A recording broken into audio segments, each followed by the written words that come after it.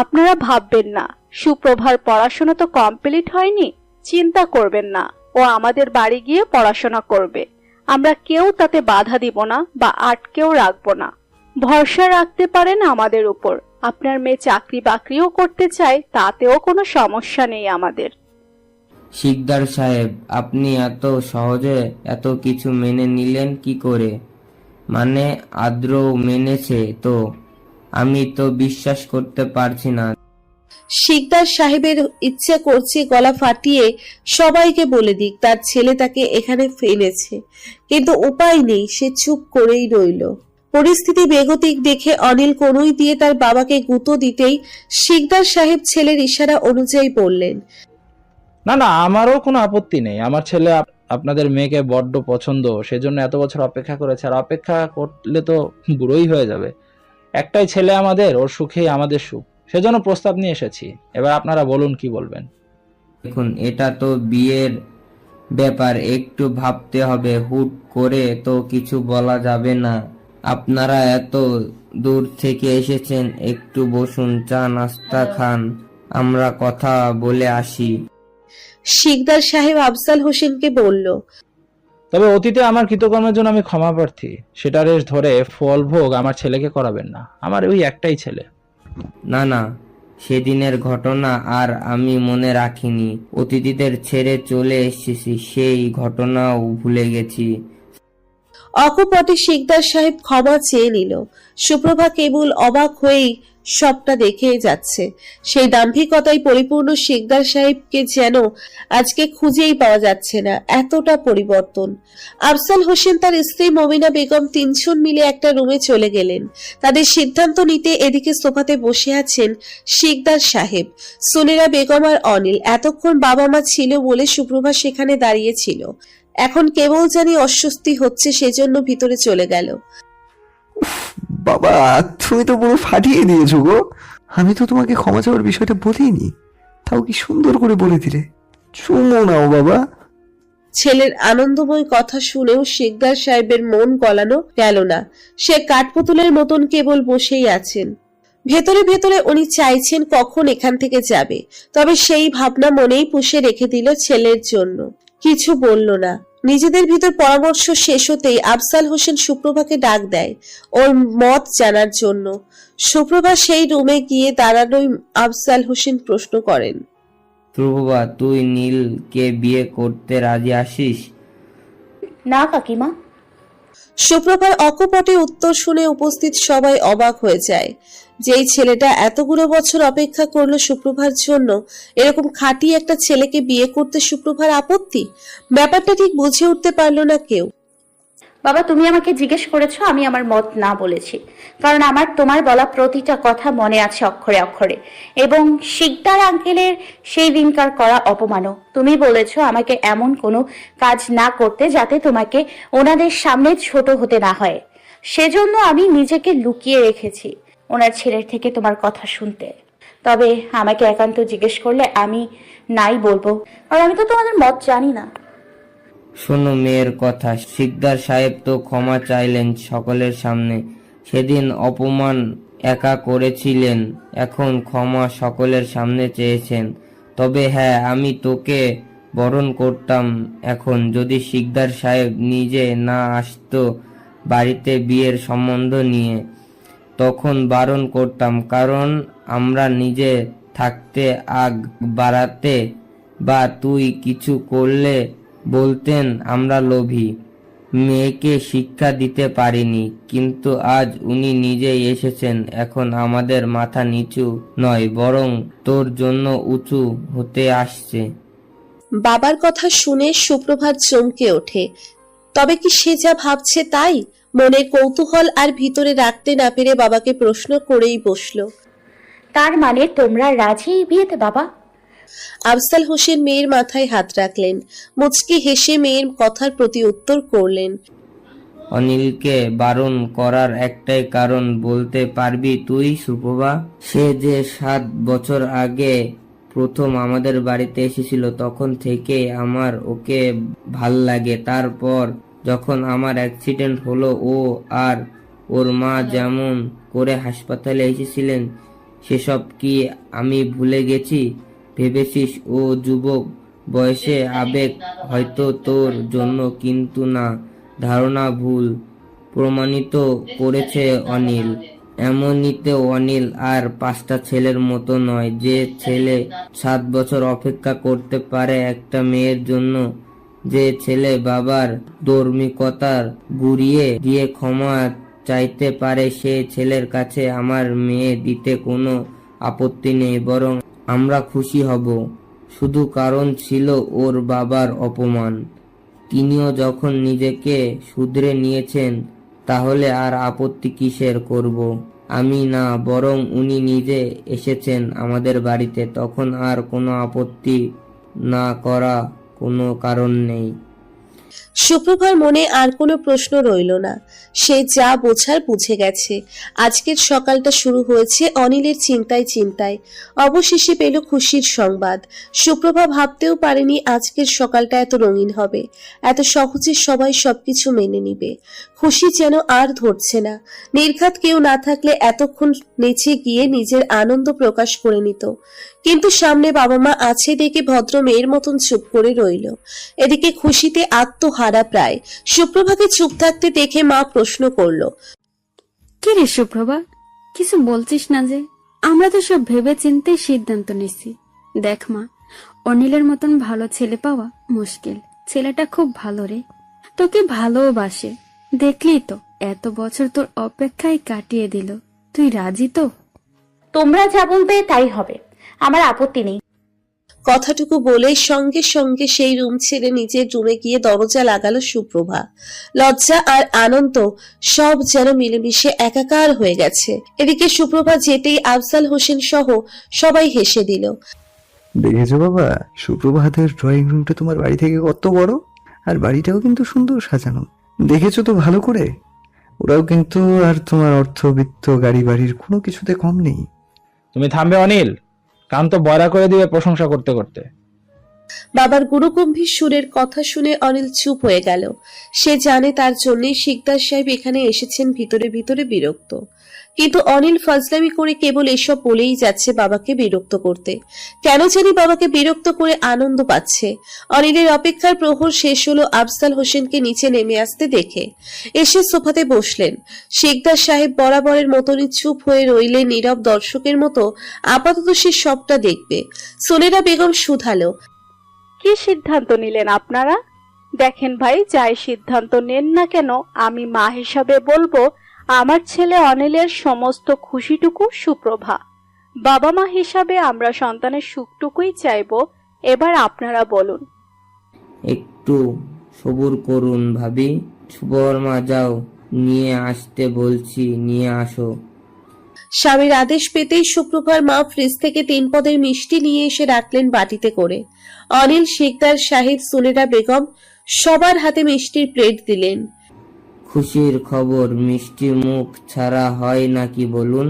আগে তো মিষ্টি মুখ করুন। শিকদার সাহেব সহ আপনারা নিজে এসেছেন আমাদের বাড়িতে, আমাদের কারণেই এই বিয়েতে কোনো আপত্তি নেই। আফজাল হোসেনের কথা শেষ হতে না হতেই অনিল খুশিতে মিষ্টি পুরোটা নিজের মুখে পুরে নিল। তাই দেখে সকলে বেশ উচ্চস্বরে হেসে দিল। তা দেখে অনিল নিজেও কিছুটা লজ্জা পেল। তবে সে লজ্জা তার আনন্দের কাছে আর পাত্তা পেল না। অবশেষে তার অপেক্ষার প্রহর বুঝি শেষ হতে চলল। খুশি আর ধরছে না, একেবারে উপচে পড়ছে।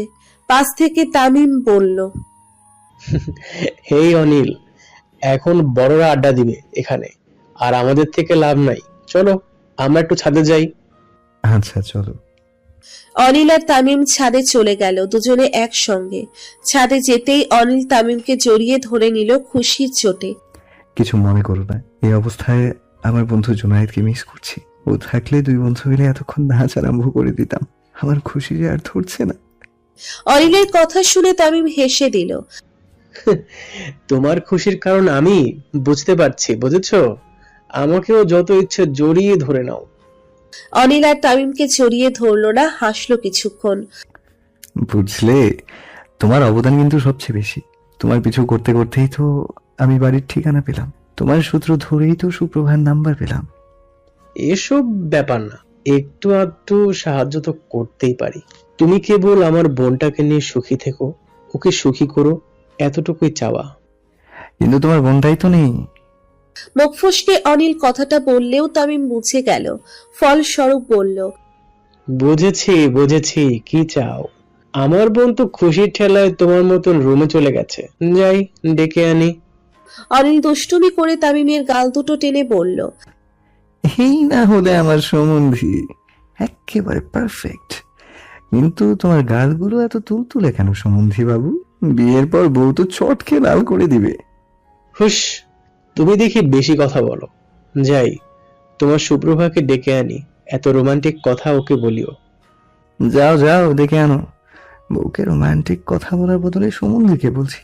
এই কষ্ট সহ্য না করে যাও নিজে বোনটাকে নিয়ে এসো, দুটো কথা কই মনে সুখে।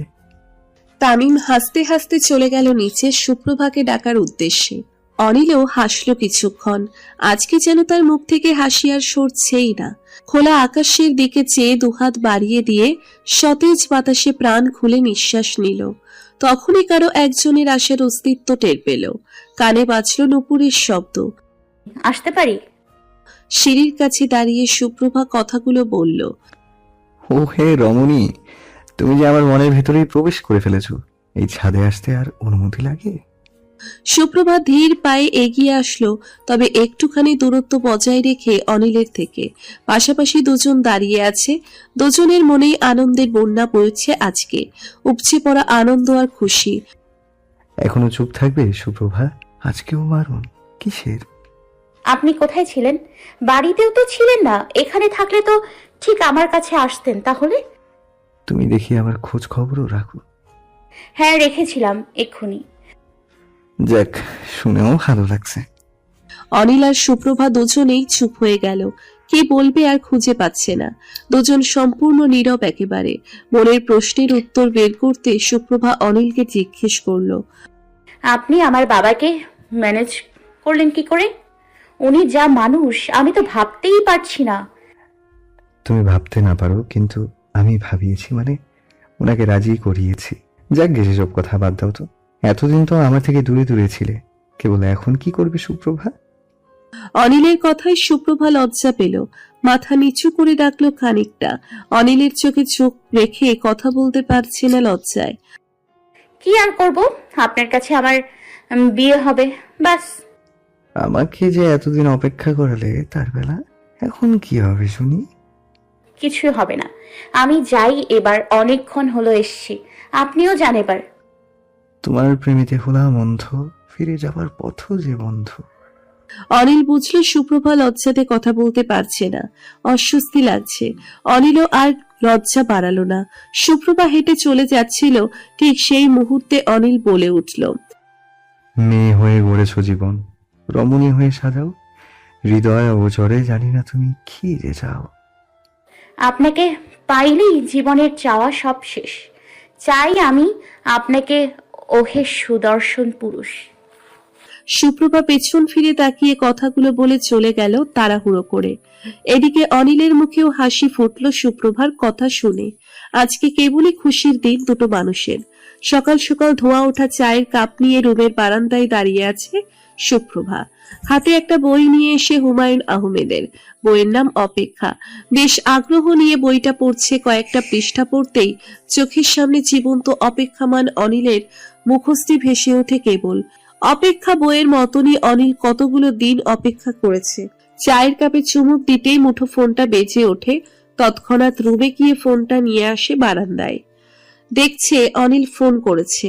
এই তো কালকে পাকা কথা ঠিক করার পর রাত হয়ে গিয়েছিল বাড়িতে পৌঁছতে। তখন আর অনিল কল করেনি। সুপ্রভার কেমন অস্বস্তি লাগছিল অনিলকে কল করতে। যদিও পাকা কথা ঠিক হয়ে গেছে ততক্ষণে, তাও এত বছর তো সে মানুষটাকে অপেক্ষাই করিয়েছে। মনে মনে সিদ্ধান্ত নিল সুপ্রভা মানুষটাকে কম কষ্ট সে দেয়নি। আর নয়, এবার শান্তি দেবার পালা। সকাল সকাল অনিলের কল পেয়ে মনটা ফুরফুরে হয়ে গেল সুপ্রভার। কল রিসিভ করতেই শুনতে পেল অনিলের কণ্ঠস্বর। শুভ সকাল সুপ্রভা। শুভ সকাল, ভালো আছেন? হ্যাঁ, ভালো থাকার কারণ তো তুমি। তোমাকে পেয়ে গেছি, যে খারাপ থাকি বা কি করে বলো তো? সুপ্রভা অনিলের কথা শুনে চায়ের কাপে চুমুক দিতে দিতে উত্তর দিল। বেশ তো, ভালো থাকাই ভালো। নাস্তা করেছো? আপনি করেছেন? আচ্ছা। ভালোবাসি সুপ্রভা, বড্ড বেশি ভালোবাসি। অনিলের কথা শুনে সুপ্রভা লজ্জা পেল। কথা বলার মাঝখানে হুট করে ভালোবাসি বলা হাসলো একটু করে। প্রত্যুত্তরে বলল, হুম। আশ্চর্য মেয়ে তো তুমি, ভালোবাসার প্রতি উত্তরে কেউ এটা বলে? কি বলতে হয় তুমি জানো না? সব কথা কি বলতে হয়? কিছু কথা তোলা থাক না। না, তোমাকে বলতেই হবে। বলো তুমি আমাকে ভালোবাসো কিনা। আচ্ছা, বললাম তো সেটা তোলা থাক। ভালোবাসি বললে কি ভালোবাসা হয়ে যায়? সেটা তো বুঝে নিতে হয়, অনুভব করতে হয়। অনিল বুঝল সুপ্রভা এত সহজে ভালোবাসি স্বীকার করার মেয়ে নয়, কিন্তু অনিল ও রাজছোর বান্দা, সে শুনেই ছাড়বে। অতঃপর সুপ্রভাকে বলল, আচ্ছা সুপ্রভা, এখন যদি আমি বিয়েটা ভেঙে দিই তাহলে কি হবে? অনিলের কথা শোনার সঙ্গে সঙ্গে চায়ের কাপটা হাত থেকে পড়ে যায় মাটিতে। সুপ্রভা বিস্ময়ে থ হয়ে গেল পুরো। কি বলছেন? কি বিয়ে ভেঙে দেবেন? তুমি তো আমাকে ভালোবাসোই না, তাহলে আমি বিয়ে কেন করব তোমাকে? না, কে বলেছে আমি আপনাকে ভালোবাসি না? ভালোবাসি তো। ভালো না বাসলে বিয়েতে রাজি হতাম? আপনাকে ভালোবাসি বলেই তো রাজি হয়েছি। সুপ্রভার কথা শুনে অনিল বেশ শব্দ করে হেসে দেয়। এই না বললে তুমি ভালোবাসি বলবে না, তাহলে এখন কি বললে শুনি? অনিলের কথায় সুপ্রভার হুঁশ ফেরে। সে যে তাড়াহুড়োয় কি বলতে কি বলে ফেলেছে এখন বুঝেছে। অনিল তাকে কথার জালে ফাঁসিয়েছে। আপনি তো দেখি ভালোই কথার খেল দেখাতে পারেন। তোমার জন্য কত কি তো শিখে গেছি সুপ্রভা, এইসব আর কি, এটা তো কোনো ব্যাপারই না। আমি জানি আমার সুপ্রভা আমাকে ভালোবাসে, আমি অনুভব করতে পারি সেটা, শুধু সেটা সে মুখে ফুটে বলতে পারে না। হয়েছে হয়েছে, আর বলতে হবে না। আপনার সাথে কথায় পেরে ওঠা যায় না কিছুতেই। আচ্ছা শোনো, তুমি একটু নীলতুলি রেস্টুরেন্টে আসতে পারবে? এত সকাল সকাল সেখানে কেন যাব? আরে সকাল কই, দেখো 10টা বেজে গেছে তো। সুপ্রভা ফোনটা কান থেকে সরিয়ে দেখলো সত্যিই তো 10টা বেজে গেছে প্রায়। আচ্ছা, কেন আসবো বলুন? একটা সারপ্রাইজ আছে তোমার জন্য, তাই আসবে। আচ্ছা শোনো, পারলে একটা শাড়ি পরে আসিও কেমন? সুপ্রভা আর কিছু বলার আগেই অনিল কল কেটে দেয়। সুপ্রভা অনিলকে ভালো করে বলেও পারল না, সে শাড়ি পরতে কমফোর্টেবল ফিল করে না। পরক্ষণেই আবার ভাবল অনিল একটা আবদার করেছে, মুখের উপরই বা না করবে কি করে। মনে প্রশ্ন কি আছে সেখানে? সব প্রশ্নের উত্তর খুঁজতে রুমের ভিতরে চলে আসলো। ড্রয়ার খুলে একটা নীল রঙের শাড়ি বের করলো। এটা তার কাকিমা দিয়েছিল, একদিন অনুষ্ঠানে গেছিল, তারপর ভাঁজ করে রেখে দিয়েছে। আজকে সেই শাড়ির ভাঁজ খুলে গায়ে জড়িয়ে নিল। নীল শাড়ির সাথে ম্যাচ করে হাত ভর্তি নীল চুড়ি পরে নিল। কাজল দিতে বরাবরের মতনই অপছন্দ সুপ্রভার, কারণ কিছুক্ষণ পরে কাজল লেপটে চোখের নিচে কেমন কালো হয়ে যায়, ভূতের মতন লাগে নিজের কাছে। কাজল দেওয়া থেকে বিরত থেকে ঠোঁটে হালকা করে গোলাপি রঙের লিপস্টিক দিয়ে চুলগুলো বিনুনি করে সামনে এনে ছেড়ে দিল। কানে ঝুমকো পড়েছে গলা খালি। এবার আয়নায় চোখ বুলালো সুপ্রভা। সবই ঠিক আছে, তবুও কেমন জানি খালি খালি লাগছে। কি খালি লাগছে বুঝতে পারছে না সুপ্রভা। গলায় গয়না পরবে? বড় ঝুমকার সাথে গলা ভর্তি করে গয়না পরলে ভাল লাগবে না। অনেকক্ষণ ভাবাভাবির পর কপালে একটা টিপ দিল, আবার আয়নায় দৃষ্টিপাত করলো। এবার একটু ভালো লাগছে, তাও কেন জানি ইনকমপ্লিটই লাগছে। আর ভাবাভাবিতে সময় পার না করে রওনা দিল রেস্টুরেন্টের উদ্দেশ্যে। রেস্টুরেন্টের ভিতরে যেয়ে চেয়ার টেনে বসলো। কি করবে কিছুই বুঝতে পারছে না সুপ্রভা। ফোন বের করলো অনিলকে কল করবে বলে। রিংটোনের আওয়াজ হতেই মাথা তুলে সামনের দিকে তাকালো। কালো রঙের শার্ট পরে অনিল সুপ্রভার দিকে এগিয়ে আসছে। সুপ্রভা অবাক দৃষ্টিতে তাকিয়ে আছে অনিলের দিকে। এটাই তবে সারপ্রাইজ ছিল। সারপ্রাইজটা মন্দ লাগেনি সুপ্রভার। অনিল শার্টের হাতা গুটিয়ে সুপ্রভার সামনে বসলো। অপেক্ষা করিয়েছি একটু, আসলে অত দূর থেকে আসতে একটু জ্যামে পড়েছিলাম। না, আমি তো মাত্রই এসেছি, 5 মিনিটও হয়নি। আপনি আসবেন আর আমাকে একটুও বললেন না। কি দরকার ছিল আসার? না আসলে তোমার মতো এত সুন্দর সাজগোজ করা মুখটা দেখতে পেতাম কি করে? এই তো গতকালকে আসলেন, আবার আজকেই কেন আসতে গেলেন? মেয়ে, তুমি যে বড্ড জ্বালিয়েছো আমাকে প্রণয় বিরহে।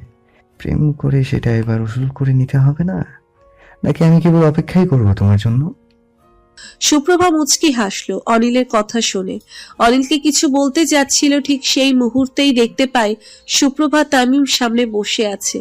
কখন যে আসলো টেরই পায়নি।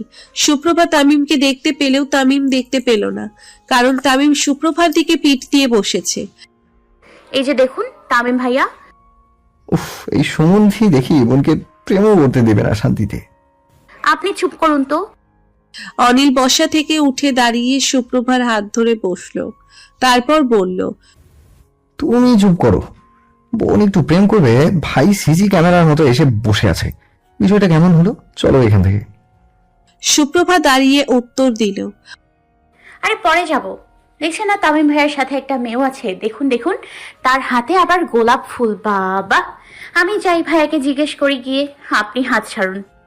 চুপ করো। কিছু কি বোঝো না তুমি নাকি? মেয়েটার সাথে তোমার ভাই কত হাসি খুশি কথা বলছে, আর আমি জানি এটা তামিমের গার্লফ্রেন্ড। প্রায় 7-8 মাস মতন হবে ওরা সম্পর্কে আছে। তুমি কোন আক্কেলে ওদেরকে বিরক্ত করতে যাবে মাঝখানে শুনি? অনিলের কথা শুনে সুপ্রভা অবাক দৃষ্টিতে তাকালো। তার ভাই প্রেম করছে।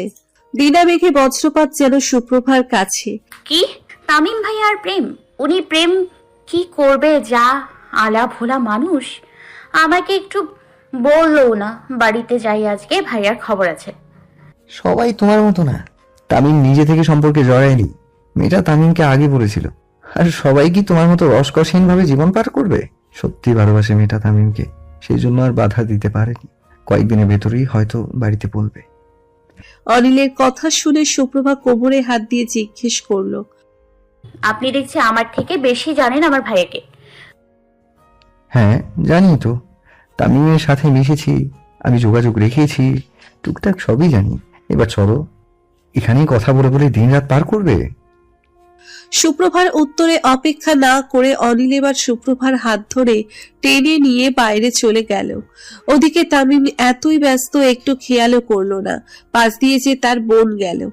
সুপ্রভা আর অনিল রেস্টুরেন্ট থেকে বেরিয়ে বাইরে একটু রাস্তার পাশে দাঁড়ালো। সুপ্রভার পাশে অনিল দাঁড়িয়ে আছে। এতক্ষণ কথার ভিড়ে ছিল বলে সুপ্রভা কিছু টের পায়নি, কিন্তু অনিল তার পাশে আছে ভেবেই একরাশ লজ্জা ছুঁয়ে দিচ্ছে।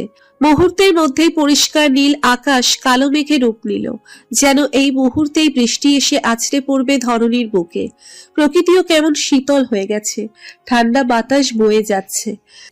বৃষ্টি আসবে বলে মনে হচ্ছে সুপ্রভা। অনিল বলতে না বলতেই হুট করে ঝুমঝুমিয়ে বৃষ্টি নেমে পড়ল। সুপ্রভা চমকে উঠল বৃষ্টির পানির ফোঁটা গায়ে পড়তেই। এখন কি করি বলো তো? আশেপাশে তো কোনো ছাউনি নেই, রেস্টুরেন্টটাও তো দূরে ফেলে এসেছি। আচ্ছা চলো, ওই যে ছোট্ট একটা চায়ের দোকান দেখা যাচ্ছে, সেটাই গিয়ে বসি। সুপ্রভাও আর না করলো না, হাঁটা ধরলো। গায়ে বৃষ্টির ঠান্ডা ফোঁটা পড়ছে। তুমি হাঁটতে পারবে তো? যদি পিছলে পড়ে যাও তাহলে তো সমস্যা। আমার হাতটা শক্ত করে ধরো। বলেই অনিল তার হাত বাড়িয়ে দিল সুপ্রভার নিকট। প্রথমে একটা লজ্জা লাগলেও সুপ্রভা হাত বাড়িয়ে দিল। অনিল বেশ শক্ত করেই সুপ্রভার হাত ধরলো। তারপর দুজন মিলে 1 মিনিটের মতন হেঁটে সেই চায়ের দোকানের বেঞ্চিতে গিয়ে বসলো। সুপ্রভার শাড়িটা হালকা ভিজে গেছে, অতটাও না আবার। দোকানে চাওয়ালা আর কর্মচারী বাদে দুজন ছেলে বসে আছে। সুপ্রভা, তুমি 2 মিনিট বসবে? আমি এক্ষুনি আসছি। সুপ্রভা কিছু বলার সুযোগ পেল না, অনিল চলে গেল। সুপ্রভা পাশে থাকা ছেলেগুলোর দিকে তাকালো, কেমন করে তাকাচ্ছে সুপ্রভার দিকে। সেই দৃষ্টি সুপ্রভার মোটেও ভাল লাগছে না। আবার শাড়িটাও ভিজে গেছে, ভাগ্য ভালো বেশি ভেজেনি, নইলে শরীরের সাথে লেপটে যেত, তখন হতো আর এক বিচ্ছিরি কাহিনী। সুপ্রভা আঁচল টেনে দিল কাঁধে। অনিল চলে আসে ভিতরে, বেশ খানিকটা ভিজে গেছে। কই গেছিলেন আপনি? ভিজে গেলেন তো দেখছি। অনিল হাতে থাকা প্যাকেটটা বের করে সুপ্রভার কাছে দিল। সুপ্রভা বের করে দেখে সেখানে 2টো ওড়না আছে। ওড়নাগুলো সুতিরই বোঝা যাচ্ছে। এই ওড়না নিয়ে কি করব আমি? একটা ওড়না গায়ে জড়িয়ে নাও, বৃষ্টি ফোঁটা লেগেছে তো গায়ে। সুপ্রভাও আর দেরি করলো না, ওড়নাটা গায়ে জড়িয়ে নিল চাদরের মতন করে কাপড়ের উপর দিয়ে। মনে মনে বেশ খুশি হলো এই যে অনিল তার ছোটখাটো বিষয়ে গুরুত্ব দিচ্ছে। কিন্তু আপনি এই ওড়নার দোকান পেলেন কি করে? দূরে ছিল তো, এই বৃষ্টির ভেতর গেলেন দৌড়ে গিয়েছি সেজন্য তাড়াতাড়ি হয়ে গেছে।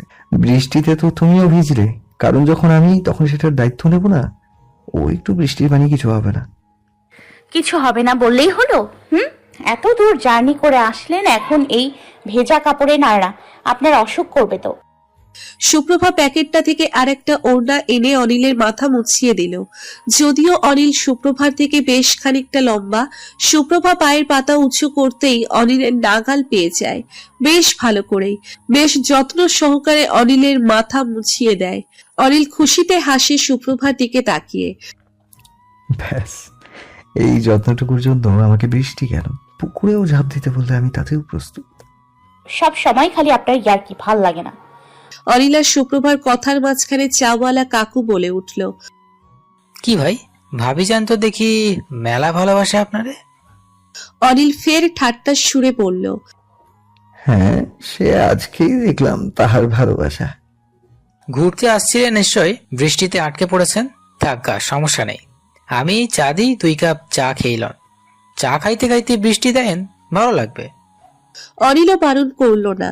2 কাপ চা এনে 1 কাপ নিজে আর 1 কাপ সুপ্রভার দিকে দিল। বেঞ্চিতে ছেলেগুলো বসেছিল, সেজন্য অনিল সুপ্রভাকে দোকানের সামনের দিকে দাঁড়াতে বলল। ছেলেগুলো পিছন দিকে ফেলে অনিল আর সুপ্রভা পাশাপাশি দাঁড়িয়ে আছে। হাতে আছে 1 কাপ ধোয়া ওঠা চা, আর সামনে ঝিরিঝিরি বৃষ্টি। মন্দ নয়, বেশ ভালোই লাগছে সুপ্রভার। চায়ের কাপে চুমুক দিচ্ছে, বৃষ্টিও উপভোগ করছে। আমার মাঝে মধ্যে অনিলের দিকে আর চোখে তাকাচ্ছে। বিষয়টা যেন বৃষ্টিময় প্রেম। বিয়ের কথা পাকা হতেই তোমার এত উন্নতি হবে জানতাম না তো সুপ্রভা। তাহলে তো আগেই বিয়ে প্রস্তাব নিয়ে যেতাম, তোমার জন্য পারিনি। হয়েছে হয়েছে, আর বলতে হবে না, বড্ড বেশি বলেন আপনি। চা খাওয়া শেষ, বৃষ্টিও শেষ, চলুন যাওয়া যাক। অনিল আর কথা বাড়ালো না। বেশ অপেক্ষায় সময় দুজন একসাথে ছিল, সেটা বৃষ্টির জন্য হলেও সময়টা দারুণ ছিল অনিলের জন্য। বৃষ্টির স্যাঁতসেঁতে রাস্তায় দুজন পাশাপাশি হাঁটছে। অনিলের ইচ্ছে হলো সুপ্রভার হাত ধরতে, কিন্তু ধরলো না। যদি সুপ্রভা কিছু মনে করে। নিরাপত্তা ভাল লাগলো না, কথা শুরু করলো অনিল। তোমাকে একটু সারপ্রাইজ দিতে চেয়েছিলাম, তার হলো কই? বৃষ্টির জন্য দেখো আটকা পড়ে গেলাম। আপনি যে এত দূর থেকে এসছেন, এটাই তো আমার জন্য সবচেয়ে বড় সারপ্রাইজ। সুপ্রভার কথা শুনে অনিলের মুখে হাসি ফুটে উঠল। 2 দিনে মেয়েটা বেশ পরিবর্তন হয়ে গেছে, বিয়ের কথা পাকা হতেই। বোঝাই যাচ্ছে এতদিন একটা পাহাড় আটকে ছিল, যেন 2 পরিবারের বিয়ের সম্মতিতে সেটা সরে গেছে। আচ্ছা চলুন না, ঝালমুড়ি খাই। তুমি এসব খাও? হ্যাঁ, তো স্কুলে থাকতে আমি আর রূপন্তী খেতে খেতে বাড়ি ফিরতাম। অনিলও আর দেরি না করে ঝালমুড়ি নিয়ে আসলো। আবারও ঝালমুড়ি খেতে খেতে দুজনে পাশাপাশি হাঁটতে লাগলো। কোনো কথা না বলে কিছুক্ষণ নিরাপত্তা পালন করে অনিল বলল, জানো সুপ্রভা, এই যে তোমার সাথে বৃষ্টিতে ভিজেছি, চা খেয়েছি দুজনে পাশাপাশি দাঁড়িয়ে, একসাথে হেঁটেছি, আবার হাঁটতে হাঁটতে ঝালমুড়িও খেয়েছি। তুমি আমার জন্য সেজেছো, তোমার সাথে একসাথে সময় পার করেছি। এটুকুই আমার প্রাপ্তি তোমাকে ভালোবেসে। এই আজকের প্রাপ্তিটুকুর কাছে দীর্ঘ 7 বছরের অপেক্ষা সব ফিকে পড়ে যায়। এর চেয়ে বেশি যেন আপনাকে দিতে পারি, সেটুকুই চেষ্টা করব যতদিন বাঁচি। অনিল মুচকি হেসে সুপ্রভার হাত ধরে হাঁটতে লাগলো। বৃষ্টি হয়েছে, এখন রাস্তাঘাটে মানুষের আনাগোনা খুবই কম। দুজনে হাঁটছিল, গন্তব্য ছিল সামনের একটা মেলা বসেছে, সেখানে যাবার। হুট করে অনিল সুপ্রভাকে রেখে সামনে ছুট লাগালো। সুপ্রভা দেখলো ফুলের দোকানে গেছে অনিল, পরক্ষণেই এসে পড়লো আবার। এবার সুপ্রভা বেশ ক্ষিপ্ত হলো। আমাকে বলে গেলে কি আটকে রেখে দেই আপনাকে? অনিল বিনিময়ে কিছু না বলে বেলি ফুলের মালাখানি সুপ্রভার বিনুনিতে গেঁথে দিল। সুপ্রভার দিকে ভালো মতন তাকিয়ে বলল, এই তো বেশ লাগছে, এতক্ষণে সাজ পরিপূর্ণ হয়েছে তোমার। দারুণ লাগছে এক কথায় তোমাকে। এই প্রথম শাড়ি পরতে দেখেছি। শোনো, বিয়ের পর কিন্তু এরকম সুন্দর করে শাড়ি পরবে, বুঝলে, যাতে আমি তোমায় দেখে আটকে যাই। সুপ্রভা বেশ খানিকটা লজ্জা পেল অনিলের কথা শুনে, আর কিছু বলল না উত্তরে। দুজন পুনরায় হাঁটা ধরলো। একসাথে হাঁটতে হাঁটতে এবার পুরো জীবন পাড়ি দেওয়ার পালা এসেছে। চুপচাপ হাঁটার ভিতরেও দুজনেরই মনের ভিতরে একরাশ আনন্দ আর ভালো লাগা কাজ করছে নীরব ভাবে। আজকে না হয় একটুখানি। কথা সব থেমে যাক, প্রণয় হৃদয়ে পুড়ে যাক, ভালোবাসায় বৃষ্টি নামুক, দুঃখ কষ্ট সব মুছে যাক। শিকদার ভিলা আজকে পুরো দমে সেজে উঠেছে। চোখ ধাঁধানো লাল নীল মরিচবাতির আলোয় আশপাশটাও আলোকিত করে তুলেছে। একটু পরপর ভেসে আসছে গানের আওয়াজ। লোক সমাগম তো আছেই, আত্মীয় স্বজন পাড়াপড়শি সব এসে ভিড় করেছে শিকদার সাহেবের শিকদার ভিলায়। একমাত্র ছেলের বিয়ের আয়োজন তো বেশ বড় করেই করতে হবে। সে ছেলের বউ ওনার যতই অপছন্দের হোক, একমাত্র ছেলের বিয়েতে তিনি কোনো রকম ত্রুটি রাখতে চান না। লোকজনকে দেখিয়ে দিচ্ছে কোন কাজ কিভাবে করতে হয়। একটু পরই তো অনিলের গায়ে হলুদের অনুষ্ঠান শুরু হয়ে যাবে। বাড়ির সামনে বড় জায়গাটাতে গায়ে হলুদের স্টেজ সাজানো হয়েছে। বেস্ট ফ্রেন্ডের বিয়ের জন্য জুনায়েদও এসে পড়েছে। রূপন্তী ও সুপ্রভার বেস্ট ফ্রেন্ড, সেজন্য সেও চলে গেছে সুপ্রভাদের বাড়িতে। জুনায়েদ অনিলের রুমে যায় অনিল রেডি হয়েছে কিনা দেখতে।